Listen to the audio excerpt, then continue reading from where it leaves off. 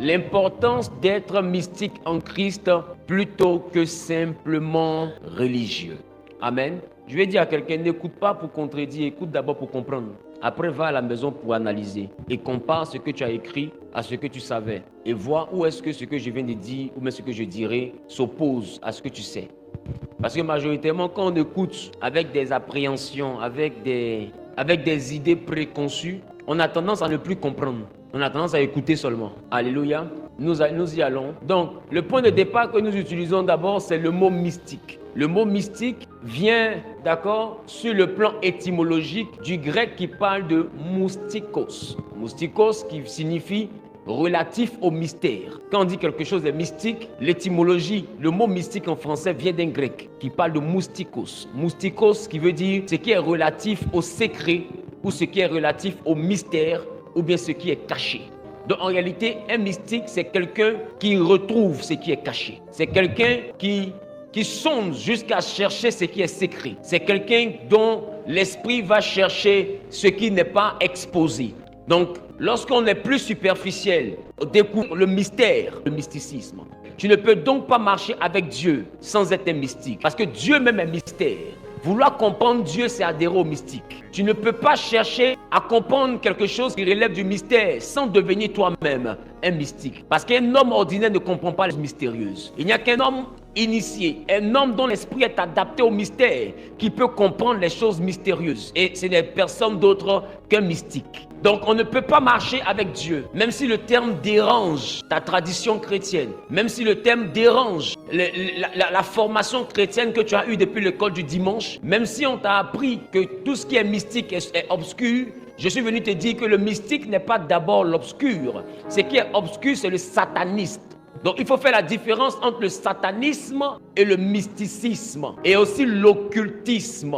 Occultisme ne veut pas dire diabolique. Occultisme veut dire occulter. C'est-à-dire c'est une chose qu'on omet, c'est une chose qu'on met de côté, c'est une chose qu'on cache. C'est la même chose que ésotérique. Ésotérique, c'est ce qui est secret, c'est ce qui est caché. Lorsque les gens disent non, il y a des livres qui sont apocryphes. Apocryphe ne veut pas dire des livres démoniaques. Apocryphe veut dire des livres secrets. Parce que l'étymologie d'apocryphe, c'est secret, caché. Donc, le problème aujourd'hui, c'est que le chrétien se limite à des expressions que des fois lui-même ne comprend pas et il juge avec un analphabétisme spirituel des réalités qui devraient sortir d'une forme d'intellectualisme initiatiquement christocentrique. Et nous sommes venus pour remettre les choses dans leur contexte. C'est fini le temps où l'Église dit une chose, c'est puis on prend ça pour vrai. Une fois qu'on dit mystique, désormais, l'Église doit démystifier le mot mystique. Parce que le mot mystique n'est pas diabolique, c'est du français. Et ça vient de l'étymologie du grec moustikos, ce qui veut dire relatif à quoi? Au mystère, relatif au secret, relatif à ce qui est caché. Est-ce que tu as vu relatif au diable? Maintenant, pourquoi est-ce qu'on dit tout ce qui est mystique est diabolique? Parce qu'on a eu l'habitude d'appeler les agents du diable des mystiques. On les a tellement appelés comme ça qu'on pense que être mystique, c'est être un agent du diable. Non, ce n'est pas des mystiques, c'est des satanistes. Vous devez le comprendre. Donc, s'ils font des pratiques mystiques qui sont cachées, ces pratiques-là ne sont pas rattachées à la divinité, elles sont rattachées au satanisme. Qui comprend ce que je suis en train de dire? Plus tard, le mot est passé en latin sous la forme mysticus. Puis, en ancien français, mystique, ou encore le même mystique avec Y, cette fois-ci à la place du I. Donc, mystique n'est pas d'origine française, mais dans sa chute dans le développement, ça devient du français. C'est d'abord du grec, moustikos, ce qui veut dire ce qui est relatif à ce qui est caché.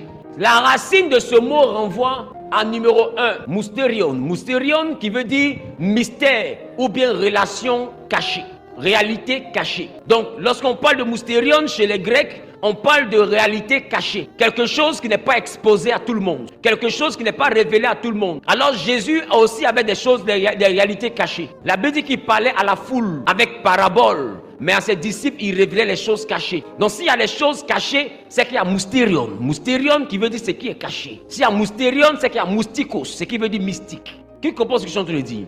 Donc, et cela renvoie aussi à un autre mot, ce qui parle de moustes. Moustes qui veut dire initié. Initié est celui qui a été introduit dans un secret. L'initié est celui qui a été introduit dans un secret. Lorsque quelqu'un a accès à un secret, on dit il est initié. Si lui, moi et puis elle, nous savons que la maman-ci a caché le téléphone de celui-ci dans son sac, automatiquement nous sommes des initiés de son secret. C'est une initiation. Dès l'instant qu'elle vient, qu'elle informe cette maman, elle vient d'initier la maman au secret. Initier ne veut pas dire rentrer dans une secte. Le problème, c'est qu'il y a beaucoup d'analphabètes qui prennent le micro et puis qui parlent à l'église. Initié veut dire quelqu'un qu'on a introduit dans un secret. Et ça s'adapte à tout le monde initiatique. Quand dans ton village, on parle des initiés, on parle des personnes qu'on prend pour envoyer dans les réalités secrètes du village. Ils vont rentrer peut-être dans une forêt et là-bas, il y a le secret du village.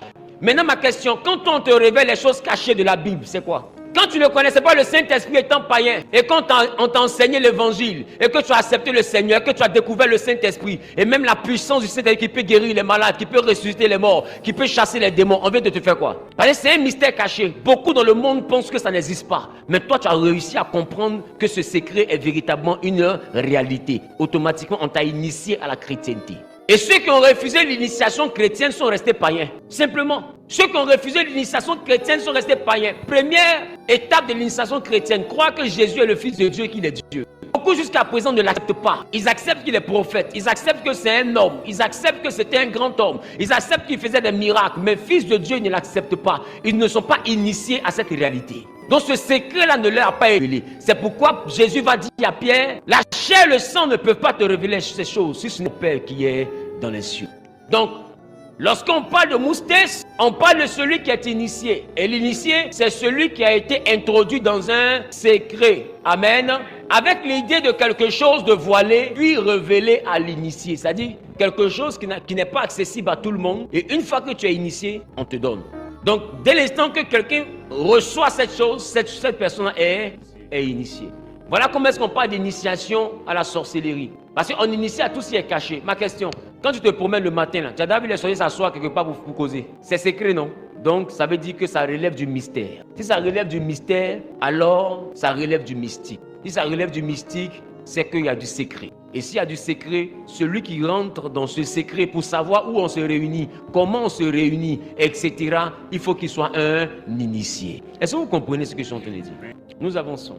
Donc, au sens étymologique profond, mystique désigne ce qui touche à une réalité cachée, secrète, spirituelle, inaccessible au regard ordinaire, mais révélé à celui qui entre dans l'expérience du mystère. Donc le mystique, c'est donc une réalité qui est cachée, mais qui est révélée à celui qui arrive à rentrer dans l'expérience de ce mystère. Et celui qui réussit à rentrer dans cette expérience, qui réussit à la vivre, il devient un mystique. Donc il y a le mystique dans presque tous les courants. Est-ce que je parle à quelqu'un? Il y a du mystique dans tous les courants. Dans la société villageoise à laquelle tu appartiens, il y a du mystique, parce qu'il y a du secret. Dans la religion chrétienne, il y a du mystique, parce qu'il y a du secret. Lorsque les gens sont dans des loges, il y a du mystique, parce qu'il y a du secret. Le mystique n'est pas sataniste. Le mystique est rattaché à tout ce qui est relatif au secret. Partout il y a secret, il y a mystique. Quand tu démystifies une chose, ça veut dire que tu es initié. Tu as eu accès au secret. Mais ce n'est pas parce que toi tu as démystifié que cette chose-là n'est plus mystique, n'est plus mystère. Elle est mystère pour ceux qui n'ont pas encore démystifié, mais elle est démystifiée pour toi. Toi seul, tu es un initié. Et c'est là que quelqu'un dit, tout ce qui se conçoit bien, parce que quand quelqu'un est bien initié, tout ce qui se conçoit bien s'énonce clairement. Et les mots pour le dire viennent aisément. C'est la raison pour laquelle beaucoup de chrétiens ont des expériences spirituelles, mais qu'ils n'arrivent pas à enseigner. Il y a des expériences spirituelles qu'on vit. On ne peut pas expliquer aux gens parce que comment soutenir ça bibliquement, c'est difficile. C'est des réalités de fois que nous seuls nous partageons avec le Seigneur. Des fois, tu veux partir expliquer c'est un pasteur, mais lui-même n'a pas cette expérience, donc il ne peut pas comprendre aussi. Il n'a pas ce niveau d'expérimentation du mystère. Et puisque ce mystère ne lui a pas été révélé, il risque de te condamner, de diaboliser ton expérience. Or, cette expérience n'est pas diabolique. Sortie de son corps n'est pas diabolique puisque l'apôtre Paul est sorti de son corps. Mais tu dis à un pasteur aujourd'hui que le Saint-Esprit me fait sortir de mon corps, il va te dire, ton affaire n'est pas claire. Mais si tu dis à un autre pasteur tel que moi, Dieu me fait sortir de mon corps, je vais te dire, c'est que tu es initié à quelque chose. Pas à la sorcellerie. Qui dit tu es initié? Quand le pasteur charnel te dit tu es initié, ce qu'il dit est vrai. Mais c'est sorcellerie qui met derrière là, c'est ça qui est faux. Qui comprend ce que je suis en train de dire? Ce qu'il dit comme initiation là, c'est vrai. C'est la sorcellerie qu'il ajoute dessus là, c'est ça qui est faux. Parce qu'il n'y a pas que les sorciers qui sortent de leur corps. Si dans le monde, on appelle sortir de son corps le voyage astral, dans la foi, on appelle sortir de son corps, c'est-à-dire le ravissement en esprit. Si dans le monde, on appelle ceux qui voient des voyants, dans la foi, on appelle ceux qui voient des prophètes. Dieu a tenu à ce qu'on puisse avoir un langage différent pour séparer toute forme de mysticisme pour éviter les confusions. Sinon, un prophète n'est rien d'autre qu'un mystique chrétien. Pourquoi? Quand Élie est assis en présence de l'ange de l'Éternel, est-ce que ce privilège est donné à tout le monde? C'est un mystère. S'il y a mystère, c'est qu'il y a mystikos. S'il y a mystikos, c'est qu'il y a mysticisme. Donc la Bible ne raconte que des réalités mystiques, des réalités cachées. D'ailleurs, la Bible dit que personne ne peut sonder les Écritures. C'est-à-dire que la Bible met un code secret qu'on sonde. C'est que la Bible appartient à ceux qui sont initiés. La Bible n'est pas le livre des littéraires. La Bible est le livre des initiés. Et si le Saint-Esprit, qui est l'esprit de la Bible, ne vient pas t'initier pour te faire monter dans le niveau du mystère, tu vas lire la Bible, tu vas retenir Sarah. Tu vas lire la Bible, tu vas retenir Abraham. Tu vas lire la Bible, tu vas retenir Moïse. Mais tu vas lire la Bible, tu ne vas jamais voir le mystère caché de Dieu dans la parole de Dieu. Voilà pourquoi la Bible dit, la lettre tue. Ce que tu vois écrit là, ça tue. Mais l'esprit de la lettre vivifie. L'esprit de la lettre ne te conduit pas à l'histoire. Il te conduit à la révélation dans l'histoire. Qu'est-ce que nous ferons avec la vie d'Abraham? Qu'est-ce que nous ferons avec la vie de Moïse? Le peuple est sorti, gloire à Dieu. C'est fini. Mais dans la même histoire, il y a une femme qui était enceinte. On a entendu parler d'elle. Ça a changé notre vie. Nous, notre gloire est dans le fait que Jésus est mort, sorti du tombeau. Tout s'est passé en Israël. Bah, non, on s'en fout la réalité. Jésus est mort ou pas. Il nous sauve ou pas. Point. Mais si toutes ces histoires-là restent dans la Bible, malgré que nous, notre salut est en Christ, ça veut dire que ces histoires-là cachent des mystères. Et ce sont ces mystères-là que les pasteurs prêchent tous les jours. Et tu regardes qu'il prend le même verset que tu as lu à la maison et il explique avec une réalité cachée. Tu dis, mais ça, je n'avais pas compris. Parce qu'il est mystique. C'est parce qu'il est mystique qu'il a eu accès à ce mystère. Et c'est parce qu'il a eu accès à ce mystère qu'il a bien compris ce mystère, qu'il arrive à venir toi t'expliquer ça. Lui-même, il ne sait pas que ce qu'il est en train de faire là, en bon français, on appelle ça du mysticisme. Parce que c'était une réalité cachée, un secret de la parole que Dieu lui a révélé. Lui, il préfère dire, j'ai une réma. Parce que avec le mot réma, il est plus à l'aise. Qui comprend ce que je suis en train de dire? Il pouvait dire, j'ai eu un réma. Or, pour celui qui a étudié la théologie, on ne peut pas avoir de réma. On n'a pas de réma, on a une illumination. Le thème théologique, ce n'est pas la révélation. Le temps de la révélation est fini. Nous sommes au temps de l'illumination. Parce que chez les théologiens définissent qu'il y a eu le temps 1 de la révélation ou de l'inspiration. Là où la pensée de Dieu vient dans l'esprit des gens, comme les Isaïe et tout ce qui va avec. Après ça, il y a eu le temps de la transcription. Là où eux tous ont écrit, ils ont découvert donc les manuscrits de la même ordre, des manuscrits à gauche, à droite, etc. Et puis après la transcription, il y a eu la canonisation qui a permis de filtrer tout ce qui avait été transcrit. Et selon les transcriptions et la corrélation qu'il y avait entre les transcriptions, il y a eu maintenant l'édition du livre que nous avons. Qui n'était pas d'abord en 66 livres, c'était plus de 60. C'était d'abord 80 livres que la Bible éthiopienne contient, plus de 80 livres. Ensuite, on est passé après les 73 et quelques livres que les catholiques ont. Et nous, les protestants, on est venus à 66 livres. Donc, chacun a comme fait son filtre afin de retenir ce qui le convainc plus. Qui comprend ce que je suis en train de dire? Donc, depuis que tout ça là est fini, là, il n'y a plus de révélation. Voilà pourquoi on n'ajoute plus rien à la Bible. On ne peut plus rien ajouter. Parce que celui qui a eu la révélation aura une transcription. Donc tout ce que nous on reçoit par révélation, on devient des auteurs. On commence à écrire, on devient des écrivains. Parce que nos révélations là, ce qu'on reçoit ne peut plus être écrit à l'intérieur, mais ce qu'on reçoit doit dépendre de ce qui est écrit à l'intérieur. Donc du coup, puisque nous on ne reçoit rien de direct qu'on peut écrire pour en faire une doctrine, et que tout ce que nous écrivons dans nos livres se réfère au livre des révélations, alors nous on n'est pas révélés, mais on est illuminés. Qui comprend ce que je dis? Alors je pense qu'il est temps qu'on monte. Je vous ai dit, Genèse, plus qu'une église, c'est une famille, mais c'est aussi une école. Donc vous devez comprendre, nous sommes désormais au temps de l'illumination. Quand tu ouvres la Bible et que Dieu t'explique quelque chose qui est caché, le théologien dit, tu viens de recevoir une illumination. Or, on a tellement regardé sur YouTube que quand on entend illuminer, on confond ça à quelque chose directement. Illuminati. Qui comprend ce que je suis en train de lui dire? On peut avancer? Donc, dans le cadre chrétien, cela veut dire que le mystique christocentrique est celui qui ne reste pas à la surface de la foi, mais qui entre dans les mystères de Dieu révélés en Christ. Donc le mysticisme christocentrique est un courant de la chrétienté initié par le promoteur, le docteur Wilfried Amagouz Zawi, pour présenter une chrétienté, pas de superficialité qui consiste à dire simplement Dieu t'aime. Donne ta vie à Jésus, tu iras au ciel. Quand tu fais donner ta vie à Jésus, tu iras au ciel. Le mysticisme christocentrique vient pour t'outiller sur tout ce que tu n'as pas bien compris en Jésus, qui te fera dominer non seulement ici, mais qui va sécuriser aussi ton ciel. Donc nous ne sortons pas du contexte. Nous ne sommes pas un vent tel que certains veulent le définir. Nous ne sommes pas un vent d'égarement. Mais nous sommes un vent de clarification. Nous sommes un vent qui va essuyer les larmes et les frustrations des religieux. Parce qu'il y a des choses qui font que nous pleurons en Christ, c'est la religion. Nous avançons.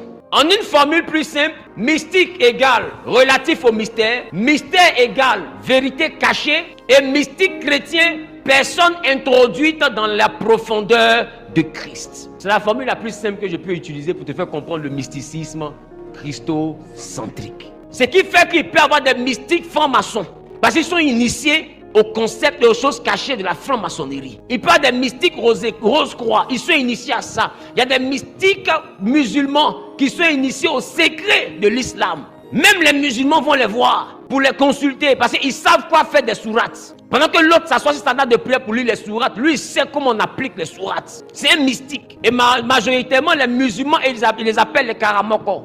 Et eux, tout ce qu'ils vont faire dans le courant musulman, ils vont le faire sur la base des sourates de leur livre saint à eux. Qui commence sur le dit. Et dans leur conception aussi à eux, dans leur courant de mystique islamique, ils sont opposés aux féticheurs. Parce que beaucoup confondent marabout et puis féticheur. Est-ce que je peux parler? Et s'il y a un musulman qui est ici, il saura très bien vous confirmer que quand on parle de marabout, quand on parle de karamoko, on parle également de quelqu'un qui fait de la spiritualité à partir des versets coraniques. Quand on parle de féticheur, on parle de quelqu'un qui ne croit pas en Dieu. Chez eux, le féticheur ne croit pas en Dieu. Parce que pour eux, on ne peut pas adorer un fétiche. On adore Dieu seul. Donc, aller se mettre devant quelque chose pour dire c'est mamie, c'est l'auto, eux, ils n'adhèrent pas à ça. Qui comprend ce que je suis en train de dire? Donc, ils ont leurs pratiques liées à leur islam, qui est lié à leur mysticisme islamique, le mystère de leur religion à eux. Donc, tu dois comprendre que si la religion est la chambre, le mysticisme de la religion aussi est l'antichambre. Et quand tu peux entendre antichambre, l'antichambre n'est pas là où on dort. On ne dort pas dans une antichambre, on dort dans la chambre. Voilà pourquoi tous les religieux dorment. Qui comprend ce que je dis? L'antichambre, c'est la chambre secrète de la chambre. On dit anti. Si chambre, c'est pour dormir, antichambre, c'est pour rester éveillé. Donc, dans une antichambre, on ne dort pas. Dans l'antichambre de la chrétienté, on comprend des choses qui nous sortent de notre sommeil. Voilà pourquoi la Bible dit, réveille-toi, toi qui dors. Réveille-toi d'entre les morts et Christ t'éclairera. Christ est une lumière qui vient te réveiller du sommeil. Mais beaucoup en Jésus et puis dorment encore. Oh, Jésus lui-même t'a parlé des paraboles des 10 vierges. Elles ont attendu l'époux jusqu'à se mettre à dormir.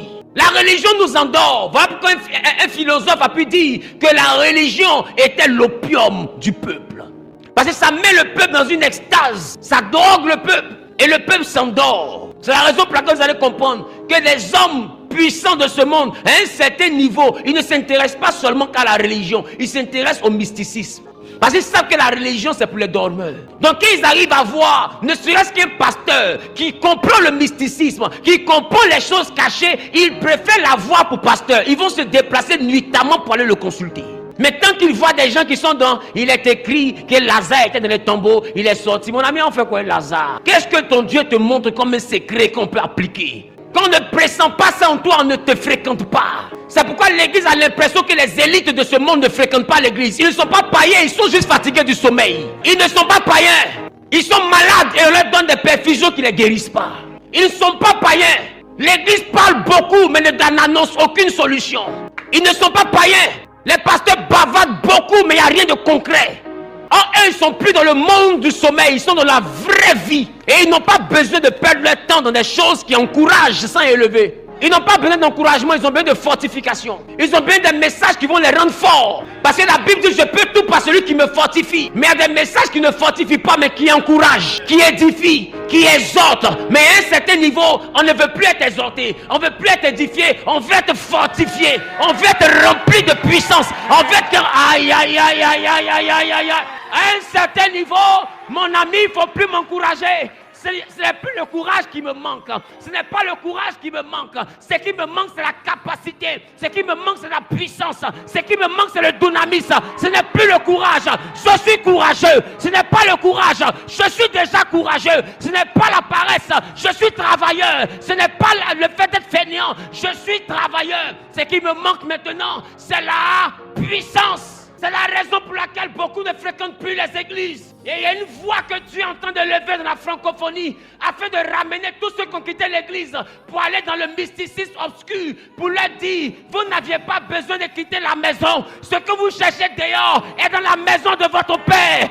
C'est dans la maison de votre Père. Revenez à la maison. Il y a bien plus que votre Père est capable de donner. J'ai 37 ans, regardez ce qu'il a fait de moi. Je vais vous présenter de quoi votre Père est capable. Le mystère caché dans la parole de Dieu qu'il a pris le soin de me révéler depuis près de 10 ans maintenant. Celui qui a des oreilles, entende. L'heure du sommeil est finie. On va ouvrir la théologie pratique. On ne va plus envoyer la théologie doctrinale qui est assouplie. Dans la doctrine, quel est le côté mystique qui nous réveille? Voilà ce qui est praticable. Sinon, on écoute beaucoup de messages, mais on ne peut rien pratiquer. On sort de l'église avec des émotions, pas avec l'onction. On sort avec la sensation, pas avec la transformation. On sort avec des manifestations, mais pas avec le changement. On tombe, mais on se relève par terre. Comment on peut faire pour tomber et se relever par terre? Normalement, quand on tombe, on doit se relever debout. Mais on tombe beaucoup, on se relève à terre. Tu finis de tomber, tu sors, ta vie ne marche toujours pas. On te donne des révélations, ta vie ne marche toujours pas. On te donne des offrandes, ta vie ne marche toujours pas. On te donne des jeûnes, ta vie ne marche toujours pas. C'est que beaucoup de chrétiens qui sont lucides ont commencé à se dire, est-ce qu'à faire le salut, je vais continuer dedans? Et il y a beaucoup qui ont commencé à sortir de l'église. D'autres même sont dans l'église, c'est des tombeaux blanchis. Ils sont déjà hors de l'église. Ils ont déjà bougé. C'est leurs enveloppes qui sont là. Sinon, écoute, pasteur, ils sont déjà dehors. Tu ne sais même pas. Regarde la hanche de ta fidèle. Tu vas voir quel baillet est dessus. Va dans la maison de ton fidèle. Tu vas voir qu'est-ce qui est sous son lit. Tu vas voir, ils ont déjà bougé. Ils ont déjà bougé parce que la vraie vie ne s'amuse pas avec celui qui vit. La vraie vie n'a pas de pitié pour le vivant. Est-ce que je parle à quelqu'un? À l'inverse, la religion au sens du grec parle réellement de sreskia, qui veut dire l'observation extérieure ou cérémoniale ou le culte visible. Donc quand les Grecs parlent de religion, ils parlent de ce qui est extérieur. C'est-à-dire que la religion, c'est la façade. Parce qu'un homme, au-delà de la façade, il doit avoir de la profondeur. Au-delà de ce que tu montres, où tu viens à l'église, et puis on prie, et puis on s'en va, tu dois avoir de la profondeur. La profondeur, là, c'est le lieu secret. Et ce qui est secret est moustikos, ce qui veut dire mystique. Alors Jésus même te dit, quand tu veux prier, ne fais pas comme les hypocrites qui se tiennent debout dans les synagogues, les religieux. Une spiritualité apparente. Il dit, va dans le lieu secret. Or, le grec de secret, c'est quoi? Le grec de secret, c'est quoi? Moustikos. Dans l'identité, il te dit, va dans le lieu moustikos. Non, va dans le lieu mystique. Aïe! Et prie ton Dieu dans ce lieu mystique, dans le lieu de ton secret, dans ton lieu caché, dans le lieu que tout le monde ne voit pas, dans le lieu que tout le monde ne fréquente pas, sauf s'il est initié. Il dit là-bas, prie ton Dieu dans le secret. Et ton Dieu qui t'entend dans ce lieu secret te répondra dans le secret. Ça veut dire que notre Dieu est un Dieu qui obéit au secret, à moustikos. Notre Dieu n'aime pas l'exposition. Voilà pourquoi il est Dieu. Mais quand il s'est manifesté sous forme de l'arche de l'alliance, l'arche de l'alliance c'était dans un lieu très saint, avec un voile, c'était enveloppé, c'était fermé. Notre Dieu n'aime pas être exposé. Voilà pourquoi il est grand, mais il ne s'est jamais montré. Non, notre Dieu n'aime pas être exposé. Il aime être vu par ce qu'il accomplit. Il n'aime pas être vu par son apparence. Parce que c'est un Dieu qu'on comprend seulement que quand on est profond. C'est un Dieu qu'on ne comprend que lorsqu'on est profond. Si tu es superficiel, tu as besoin de voir pour croire. Si tu es profond, tu as besoin de sentir pour croire. Alors Jésus dit à Thomas, tu crois parce que tu as vu. Mais moi je te dis heureux, ceux qui croient sans avoir vu. Donc, lorsqu'on parle de religion, on parle réellement de ce qui renvoie à une observation extérieure. Je jeûne, je prie, je suis honnête. Dis avec moi, ce sont les paramètres de la religion. C'est bien, c'est pas mauvais. Je suis honnête. Quoi encore? Je ne cherche pas la femme d'autrui. Je ne cherche pas le mari d'autrui. Je ne suis pas corrompu. J'honore mon père et ma mère. Je n'ai pas un autre Dieu devant la face de Dieu. Tout ça c'est bien. Mais c'est ce qui est extérieur. C'est ce qu'on appelle l'apparence de la piété. Ça, c'est la façade. Mais la piété, là, piété vient de foi. Pieux, foi. Piété ne vient pas de pur. La piété vient de la foi. Qui commence ce que je suis en train de dire. Donc, lorsque quelqu'un marche selon la piété, avec la foi, Il y a une apparence de la piété. Mais la foi en elle-même n'est pas une apparence. La foi est une démonstration de ce qu'on ne voit pas. Or, ce qu'on ne voit pas est quoi? Est caché. Non, la foi, c'est la démonstration de ton côté mystique. Il y a un côté de toi qu'on ne voit pas, mais que tu dois démontrer. Donc la foi, ce n'est pas les bavardages. La foi, c'est la manifestation. Voilà pourquoi la Bible dit, vous les reconnaîtrez à leurs fruits. C'est Dieu qui sait comment le fruit se forme dans l'arbre. Nous, c'est quand il est dehors là que nous, on le voit. Qui comprend ce que je te le dis? Il est donc important que nous puissions réaliser que lorsque le grec parle de connaissance, d'accord? Le grec parle de épignosis. Épignosis qui veut dire connaissance pleine. Quand la Bible parle de vous connaîtrez la vérité, les Grecs parlent de épignosis. Épignosis veut dire connaissance pleine. Une connaissance expérimentale. C'est quoi expérimentale? Il y a expérience dedans. Une connaissance qu'on peut expérimenter. Une connaissance pratique. Épignosis n'est pas la connaissance théorique. Jésus était à Capernaum, on est d'accord, mais nous on est à Abidjan. On pratique ça comme à Abidjan. Épignosis, c'est pas m'expliquer que Marie de Magdala était ceci, elle était cela, elle est comme les démons. C'est pas ça. Épignosis, c'est qu'est-ce que je peux pratiquer dans ce que tu m'expliques. Fini de parler. Qu'est-ce que je retiens et qu'est-ce que je pratique. Et c'est ce que je pratique là que le grec appelle épignosis. C'est-à-dire que si jamais tu m'enseignes beaucoup de choses, qu'il n'y a rien de praticable dedans, le grec dit tu as bavardé. Tu as perdu mon temps. Le grec te regarde et puis te demande tout ça, pour ça. Donc on est resté de minuit à 6 heures. Pour ça. Il n'y a rien dedans qu'on peut comprendre pour pratiquer. Il n'y a rien qui peut changer notre vie. Il y a tout qui nous encourage, mais il n'y a rien qui nous transforme. Il n'y a rien qui nous affranchit. Épignosis, c'est la connaissance pleine qui affranchit. C'est là que la Bible dit, vous connaîtrez la vérité et la vérité vous affranchira. C'est un niveau de connaissance qui t'ouvre une dimension. Bon, je ne sais pas si vous êtes là. Épignosis, c'est la pleine connaissance qui engendre la transformation de Dieu dans ta vie. Dieu te transforme. Et là que la Bible dit, soyez transformés par le renouvellement de l'intelligence. L'intelligence est renouvelée pour ta transformation seulement que par quelque chose que les Grecs appellent épignosis. Est-ce que je parle à quelqu'un? Vous allez remarquer que épignosis n'est pas loin de gnosis. Parce que épignosis, c'est la plénitude de la connaissance. Gnosis, c'est connaissance tout court. Donc, tu peux avoir une connaissance sans avoir sa plénitude. La plénitude de la connaissance n'est pas pour les littéraires. La connaissance, c'est pour les littéraires. Voilà pourquoi beaucoup on savent dire, il est écrit, la Bible dit, ils ont la connaissance, mais ils n'ont pas épignosis. Or, la Bible dit, la révélation de ta parole, c'est elle qui éclaire. La connaissance, c'est la parole, mais épignosis, c'est la révélation de la connaissance. Donc, l'épignosis, c'est la révélation de la parole, et c'est elle qui éclaire. Ce n'est pas la parole qui éclaire, c'est la révélation de la parole qui éclaire. Donc, quand la Bible dit, ta parole est une lampe à mes pieds, le grec aurait pu dire pas gnosis, et le grec allait dire la épignosis est une lampe à mes pieds. Donc ce n'est pas le fait de connaître tous les versets bibliques qui fait que tu es éclairé. Quand tu connais tous les versets bibliques, tu as gnosis, mais il te manque épi. Parce que quand tu vas dans épi, tu n'es plus dans l'histoire, tu es dans la révélation cachée dans l'histoire. Donc on ne peut pas te raconter d'histoire. Parce que toi-même tu n'es pas dans les histoires. C'est parce que vous êtes dans beaucoup d'histoires que les gens vous prêchent des histoires et les histoires ne changent pas vos vies. Parce que quand on dit tu me racontes des histoires, on entend dire aussi que tu me mens. Donc quand les gens vous racontent toutes les histoires de la Bible, en vrai ils vous mentent parce que ça ne va pas changer votre vie. Parce que ce qui change la Bible, ce n'est pas les histoires qu'on te raconte, c'est épignosis, la plénitude de la connaissance qu'on te transmet. Il dit que quand tu connaîtras cette vérité va t'affranchir. Parce que la connaissance, quand elle est pleine, quand elle est remplie, quand elle est suffisante, cette connaissance-là, elle crée la transformation. Vous remarquerez que lorsque Jésus parle de sa parole, il parle de semences. N'est-ce pas? N'est-ce pas? Et quand Judas a refusé, a donné sa fille Tamar à son dernier fils, à son deuxième fils, il avait refusé de donner la postérité à son frère. Qui se rappelle de ça? La belle-fille. Il avait refusé. Donc qu'est-ce qu'il a fait? La Bible dit, il versa sa semence par terre. Vous voyez que quand Jésus donne la parabole aussi, il donne la parabole aussi en termes de semences. Et puis Judas parle aussi de semences. Judas, quand il parle de semences, il parle de spermatozoïdes. Jésus, quand il parle de semences, il parle de parole de Dieu. Tu vois que les spermatozoïdes, c'est la même expression utilisée pour la parole de Dieu. Parce que chez les Grecs, la parole de Dieu a le même effet que les spermatozoïdes. Donc, épignosis, ce sont les spermatozoïdes qui n'ont pas d'azoospermie.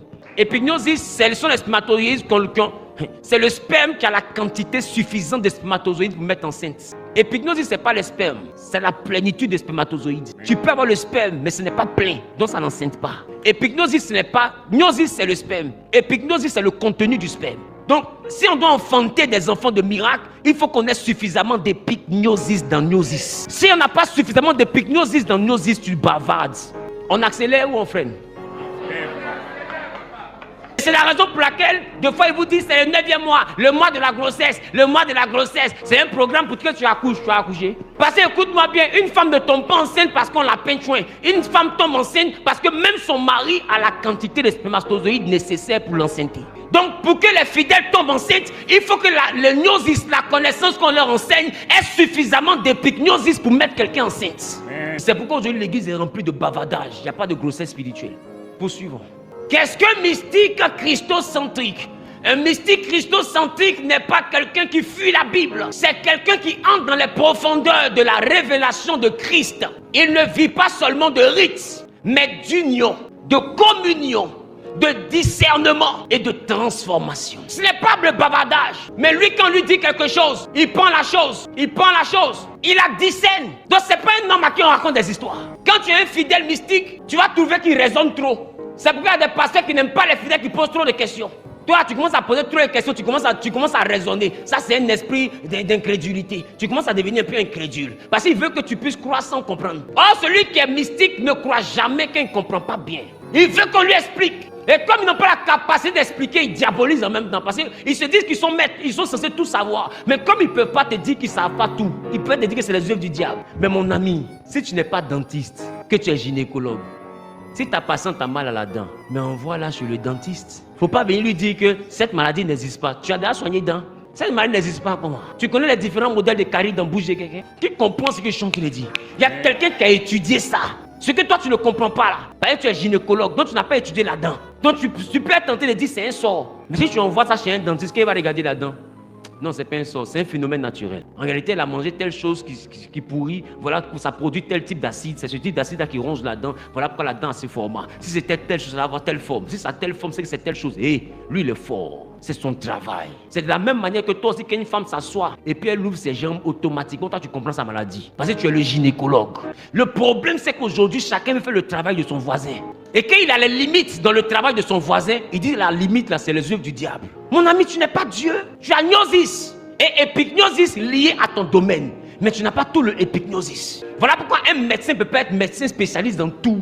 Il n'a pas tout l'épignosis. Il a le gnosis. Et il peut se rendre épignosis dans un domaine. On se spécialise. Donc nous tous là, quand on accepte Jésus, on a le tronc commun. Nous sommes des médecins généralistes au travers de gnosis, la connaissance. On a tous la même Bible. Et après le Saint-Esprit prend chacun et il conduit chacun dans toute la vérité. Mais toute la vérité là, c'est dans un domaine. C'est pas dans tous les domaines. Ce qui fait qu'un homme ne connaît qu'en partie. C'est ce que la Bible dit. On ne connaît qu'en partie, on prêche en partie.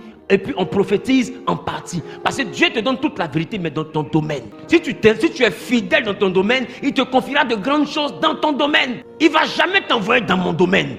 Non, ne combat pas quelque chose que tu ne comprends pas. Il ne t'a pas appelé pour ça. C'est mon appel. Chacun a son ministère. Ce n'est pas Ézéchiel de demander à Jean-Baptiste pourquoi il porte habit de peau de chameau. Ce n'est pas ton travail. Tu n'es pas styliste. Donc ce n'est pas à toi de demander à Zawi pourquoi il prêche comme ça. Tu ne m'as pas appelé, je ne te dois aucun compte. Jean-Baptiste était vaurien en prédication, mais on s'en fout de ce que tu penses. Quand quelqu'un va prêcher combien d'années, un seul message. On dit tu es qui? Il dit je suis la voix de celui qui annonce dans le désert, répentez-vous. C'est sa seule prédication. Donnez-moi un autre thème de Jean-Baptiste. Dans son église, il n'y a rien d'autre. Et c'est la même phrase, répentez-vous, car le royaume des cieux est proche. Mais Jésus dit, malgré qu'il a une seule prédication, il n'y a pas un serviteur de tout l'Ancien Testament qui est plus grand que lui. Pourquoi? Parce que une seule prédication, c'était pour ça qu'on l'avait appelé. Mon ami, ce que Dieu t'a appelé à faire, là, quand tu le fais, celui qui ne te comprend pas, ce n'est pas son rôle de te comprendre. Il n'est pas inspecteur général des travaux célestes. Donc arrêtez de nous fatiguer. Personne ne t'a embauché comme commissaire céleste. Contente-toi de faire ton travail. Maintenant, si tu t'ennuies, va dormir. Parce qu'il y en a leur ministère, par où ils n'ont plus rien à faire dedans. Leur ministère devient prêcher contre les autres, attaquer les autres. Mais si tu le fais asseoir pour vouloir créer un débat, il va te dire non, Dieu dit, il ne faut pas en discuter. Parce que si tu t'amuses à t'asseoir devant lui, tes fidèles vont quitter ton église. Tu sais qu'il est petit, mais ce n'est pas bon. Ils vont te quitter. Parce qu'ils vont voir tes limites. Ils vont comprendre que tu te fais docteur, mais tu ne l'es pas. Ou du moins, tu es un docteur théorique, mais pas pratique. Donc tu es le docteur de gnosis, mais tu n'es pas le docteur d'épignosis. La Bible dit en Marc le chapitre 4, le verset 11, « Il nous a été donné de connaître les mystères du royaume de Dieu. » Jésus dit, « Il nous a été donné. » de connaître les mystères. Un chrétien qui ne connaît pas les mystères du royaume. Le seul mystère, Jésus qui est mort, qui est ressuscité. Là. Dieu a tant aimé le monde qu'il a donné son Fils unique. Laissez-moi vous dire, ce n'est pas le Nouveau Testament. Or nous appartenons au Nouveau Testament. Ah oui, la Bible dit que Jésus est né, a vécu, a grandi sous la loi. Or la loi c'est l'Ancien Testament. Donc ça veut dire que Matthieu, c'est un livre de l'Ancien Testament. Marc, c'est un livre de l'Ancien Testament. Jean, c'est un livre de l'Ancien Testament. Luc, c'est un livre de l'Ancien Testament. Le Nouveau Testament commence à Actes des Apôtres. Mais même pas Actes des Apôtres, commence au tombeau. Quand il sort du tombeau, c'est la raison pour laquelle vous allez remarquer, il les appelait les serviteurs, il les appelait disciples, il les appelait apôtres, il les appelait amis. Mais quand il est sorti du tombeau, il a dit à la femme, va dire à mes frères. Parce que c'est là que les fils de Dieu, les enfants de Dieu sont nés. On est né au cimetière. Voilà pourquoi, pour naître de nouveau, tu dois te baptiser. Le baptême, c'est ta mort et ta résurrection. Quand quelqu'un est mort, il est où? Voilà pourquoi notre nouvelle naissance a commencé au cimetière, avec Jésus. Et c'est pour prendre part à cette nouvelle naissance qu'on doit mourir avec lui, pour rentrer dans le même cimetière. Et quand on ressort, on revient à la vie avec lui. Non, on ressuscite dans le cimetière. Dans le baptême, on peut aller. On peut y aller. On est à l'aise. Lève-toi, puis il faut te relaxer. Lève-toi, il faut te relaxer. Faut te relaxer. Voilà, assieds-toi maintenant. Dis à ton voisin, c'est important que tu deviennes un mystique chrétien. Je vous disais que toutes ces choses ne sont pas dans le Nouveau Testament. Parce que dans l'Ancien Testament, Jean 3,16 a son sens. Parce que Dieu a tant aimé le monde qu'il a donné son Fils unique, ça a son sens. Parce que dans l'Ancien Testament, Jésus est vraiment le Fils unique. Mais dans le Nouveau Testament, il n'est pas l'unique Fils. Voilà pourquoi Colossiens dit qu'il est le premier-né d'une nouvelle race de frères. Pourquoi dans le Nouveau Testament, quand lui sort, il dit maintenant à la fille, va dire à mes frères. Parce que quelqu'un qui a des frères n'est plus le Fils unique. Donc Jésus est Fils unique dans l'Ancien Testament. Dans le Nouveau Testament, il est le Fils aîné. Si Jésus est le Fils unique, que tu répètes encore, car Dieu a tant aimé le monde. Jean 3,16 n'est pas l'évangile pour l'église, c'est l'évangile pour le monde. On n'a pas dit car Dieu a tant aimé l'église. La bonne nouvelle de l'église n'est pas Jean 3,16. La bonne nouvelle de l'église, c'est Actes des Apôtres chapitre 2, l'avènement du Saint-Esprit. La bonne nouvelle de l'église, c'est je vous enverrai le consolateur. Voilà nous notre bonne nouvelle. La bonne nouvelle du monde, eux ils ne sont pas au niveau du consolateur. Ils sont au niveau de connaître le Fils unique. Donc il y a deux bonnes nouvelles. Est-ce que je parle à quelqu'un? Donc il y a deux bonnes nouvelles. Il y a la bonne nouvelle qui te révèle Christ et la bonne nouvelle qui t'annonce le Saint-Esprit. C'est quand tu es dans le monde qu'on t'annonce Christ. On n'annonce pas Christ à quelqu'un qui est dans l'église, on annonce le Saint-Esprit. J'ai déjà accepté Jésus, c'est pourquoi je suis ici. Je crois déjà en lui, c'est pour ça que je suis ici. Mais on peut être dans la maison de Dieu sans toucher le Saint-Esprit. La deuxième chose qu'on annonce aux chrétiens, c'est le Saint-Esprit. Ce n'est pas Christ. Et on dit, on entend les gens dire, mais il faut prêcher Jésus. On ne prêche pas Jésus à quelqu'un qui a déjà accepté Jésus. On prêche le Saint-Esprit. Parce qu'il dit, vous recevrez une puissance. Après cette histoire de recevoir Christ, on doit recevoir le Saint-Esprit. Donc aujourd'hui, on a l'église où tout le monde a reçu Christ. Et tellement on parle encore de Christ, il n'y a plus personne qui passe son temps à se consacrer pour recevoir le Saint-Esprit. C'est quand la dernière fois tu as fait 3 jours de jeûne parce que tu veux le Saint-Esprit. Vous voyez, ce n'est pas ta priorité. Tu t'es limité à Christ. Parce que tu es resté dans le monde. Christ, c'est la bonne nouvelle du monde. Le Saint-Esprit, c'est la bonne nouvelle de l'église. Ça fait qu'un chrétien qui accepte Christ, mais qui ne prend pas le Saint-Esprit, est un chrétien de l'Ancien Testament. Parce que le salut n'est pas en Christ. Le salut est dans le Saint-Esprit. Voilà pourquoi Christ dit, il est avantageux pour vous que je m'en aille. Parce que je ne vous sers à rien si le consolateur ne vient pas. Et la même Bible dit que Dieu nous a donné son esprit comme le gage de notre salut.